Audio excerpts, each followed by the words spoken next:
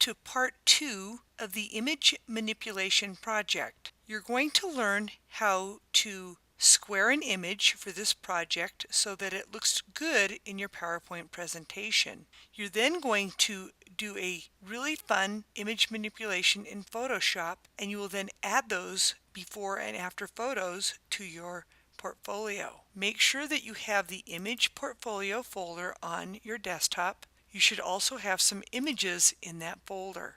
So let's go ahead and get started. I'm going to go in the bottom left corner of the screen, click on that dot to search for Photoshop. You want to open up Adobe Photoshop. You're then going to choose File, Open in the upper left corner. Go to that folder on your desktop called Image Portfolio. Open up Images. Now I'm going to go ahead and click on the View option and choose Extra Large.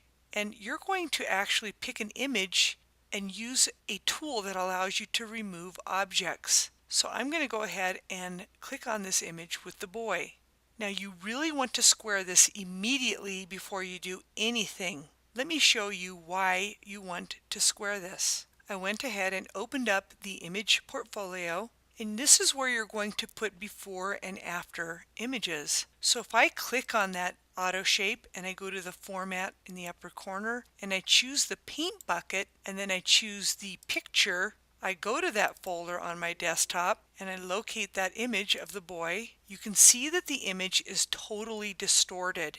Want to square this. I'll show you an example of what it looks like squared. So I'm going to go to the image size, and this tells you the dimensions. You can see the width is 960 and the height is 720. You take the smaller number, so in this case it's 720. I'm going to then go to the rectangular marquee in the Tools window. Now if that's not showing, you need to go to Window, click on Tools. So for example, if I close that, you see you don't have the tools. So I'll choose Window, Tools. I will click on the marquee. Under Style, make sure it says Fixed Size, and I'm going to type in 720 by 720 because that was the smallest dimension. I will then click down. I'm going to move it.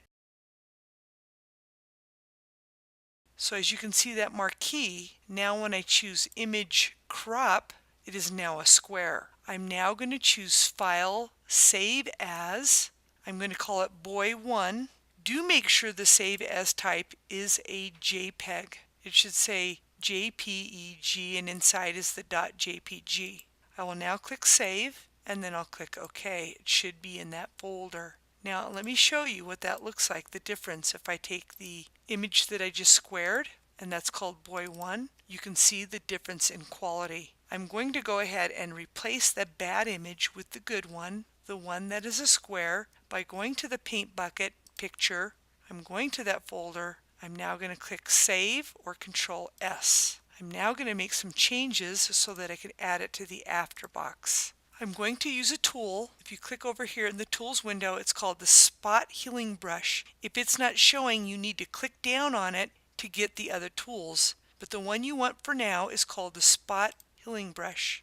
You can see the size of the brush. You want to make sure that it's not too big or not too small for the boy. If you want to make it smaller, you click on the drop down arrow and change the size that way of that brush. I'm going to click down and I'm going to not let go of my brush, and I'm going to paint the boy, and I'm not going to let go until I have completely painted the boy with that tool and let go. You're going to still need to clean up, so as you can see here, I'm going to just click down once on these little blemishes.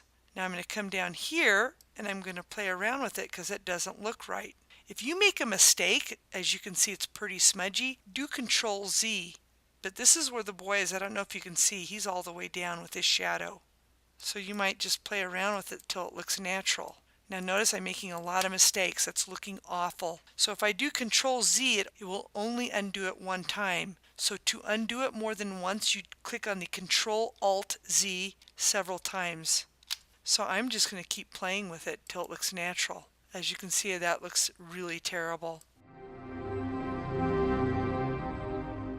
And I'm just making it awful. I'm making it worse. So Control Alt Z, Z, Z, Z, Z, and I got to figure out why I'm not getting this right. I'm going to try it again here. Maybe I'll paint all of him and see if it works. That's a lot better. So now I'll just click. Maybe I'll do the brush. And you want to do it until it looks really good. So after playing around with this image for a little bit, I decided that it looks pretty decent. I'm now going to choose File, Save As again. I'm going to go to that same folder on my desktop and I will call this one Boy 2 and click Save and then OK. I'll go back to my portfolio. I'll click on that After Auto Shape. I'll click on the Paint Bucket or Shape Fill, choose Picture, go to that folder, and now I have my before and my after. I will save it. Now you can save time by coming straight to the special thanks and typing in Pixabay. You only need to thank Pixabay once. If you use Pixabay for all your images, you do thank Pixabay and any music source or staff members that helped you to create this project. If I were a student, I would thank Miss Clementi because she spends her weekends putting all this stuff together for you guys. This concludes the session on how to square an image in Photoshop and add it to your presentation. Until next time, you have a wonderful day.